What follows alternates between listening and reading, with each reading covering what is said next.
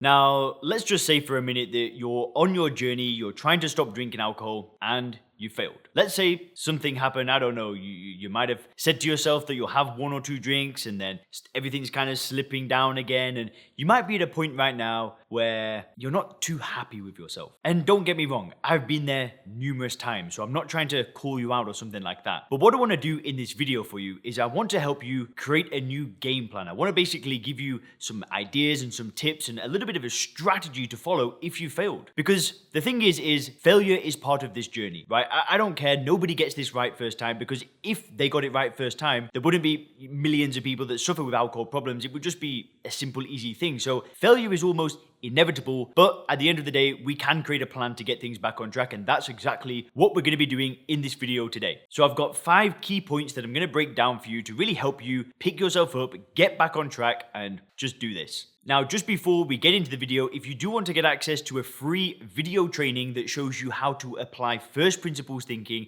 to get immediate control of your drinking, then make sure to click the link in the description. There'll be a video that you can watch in the description below. It's a free training video, and it's going to really break down some of the mistakes that people make when they try to stop drinking and really talk about the 2 steps needed to get immediate control of your drinking. So click the link in the description for access to that video training. So the first thing that I want to break down is a quick reframe. Now, I know that it's very easy when you try to stop drinking alcohol and you fail to label it this way, to label it as failure. I messed up. I screwed up. I just effed it up. And it's very, very easy to beat ourselves up and make ourselves feel guilty and feel lots of shame and just feel a bit disgusted with ourselves. Now, like I said, nobody gets this right first time, because if they did, we wouldn't have drinking problems in the first place. So you're not alone in failure. But I actually want to get rid of that word failure.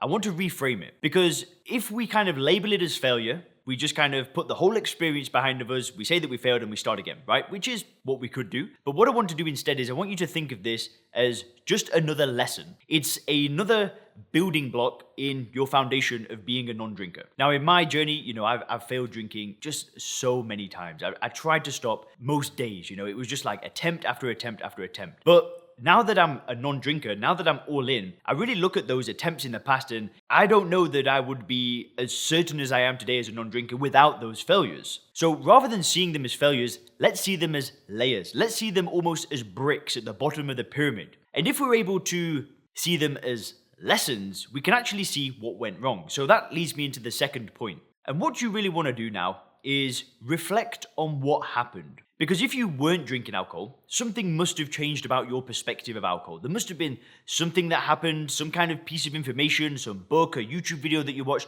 Something happened that made you say, I'm changing. Like, I don't see alcohol as a good thing anymore. I know that it needs to go. And it went. And maybe that lasted a few days, a few weeks, even a few years. I know there's plenty of people that last a few years and then something bad may happen. But what you want to do is you want to see what was happening leading up to the decision to drink alcohol, because it's not very often a split decision where it's like non-drinker, non-drinker, non-drinker, and then all of a sudden you drink. What typically happens is it builds up. So from my personal experience, what would happen is maybe something bad would happen in my life. Like, I know I've told you guys a million times, but I was sick on a computer. I threw up blood on a MacBook Pro. And during that time, the negatives of alcohol were so apparent, they were so in my face, and the positives were so low that I immediately stopped drinking. And I lasted for around 9 months. It was something like that. And then what happened is, I went to a New Year's Eve party, and basically what had been happening is, because it had been a long time that I hadn't had a drink for and I was just using willpower, the negatives of alcohol were just slowly diminishing. I wasn't really keeping the negatives at the forefront of my mind. The positives of being a non-drinker were very high, but my life was in a good place. So basically at this New Year's Eve party, I stopped seeing alcohol as ethanol, as a poison, as something that does nothing for me. I started seeing it as a good thing again. I thought that alcohol would enhance this occasion. I thought that alcohol would make it better. And my perspective just switched. And what I think happens is when it makes that switch and you start to see it as a good thing and you think it's going to enhance your occasion, your life, whatever it may enhance, that's when we drink. And now I reflect on that decision, and when I stopped drinking just over 3 years ago, that was another brick in my foundation. I really thought about that moment of thinking that I could just have a few drinks and things would be better and life would go back to normal, and it didn't. Like, nothing good happened. In fact, that one decision led to more destruction, more pain, another 9 months of drinking and chaos. So I don't see that as necessarily as a failure. I see it as a lesson that I use today, that I carry with me, because I'm never going back there. So that's what you can do. You can reflect on what happened to your perspective. I just started seeing alcohol as a good thing again. But these days, through research, through learning, through this introspection, through reflecting on my perspective, I now am so certain in my worldview that it is never going to do anything for me. It's just a drug. But this is like a really important part of my journey, and I think it's an important part of the process of becoming a non-drinker. It's reflecting on these lessons. So that's what you should do, is really reflect on your perspective and see what changed. Now, this leads me to the third thing that I would recommend doing, and it's really rethinking your motivations. Really starting to think about why you want to do this in the first place. Why did you want to stop drinking? What was it that was motivating you? And really just build a list. Like, you can just get pen on paper and really start writing about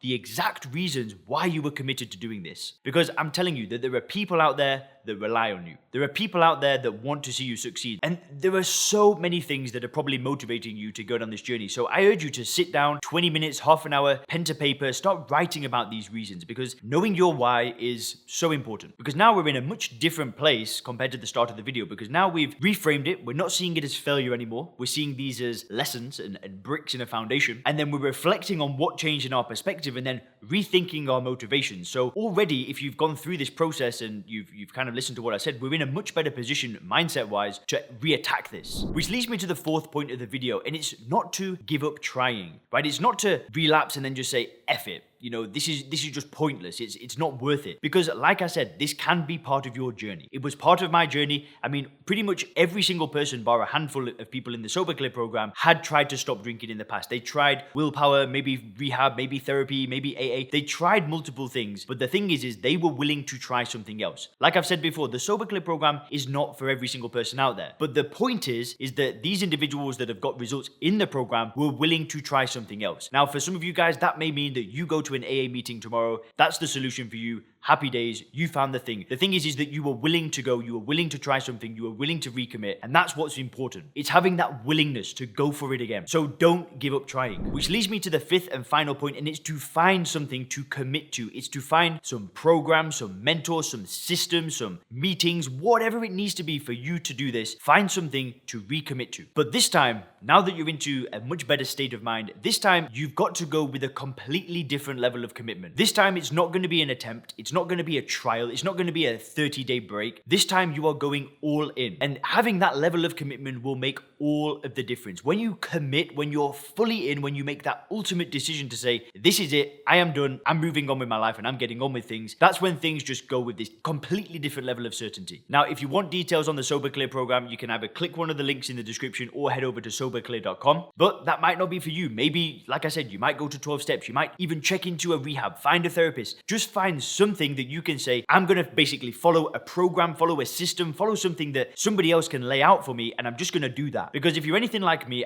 I'm not trying to figure everything out anymore on my own. I'm looking for help. I'm finding other people that have got solutions, and that's what I'm doing. Now, there are plenty of other people out there that teach similar things to me, and maybe you resonate with one of those people more. Totally fine. Speak with them. But whatever it is, just recommit, go all in, and hope you enjoyed this video. Have a great day.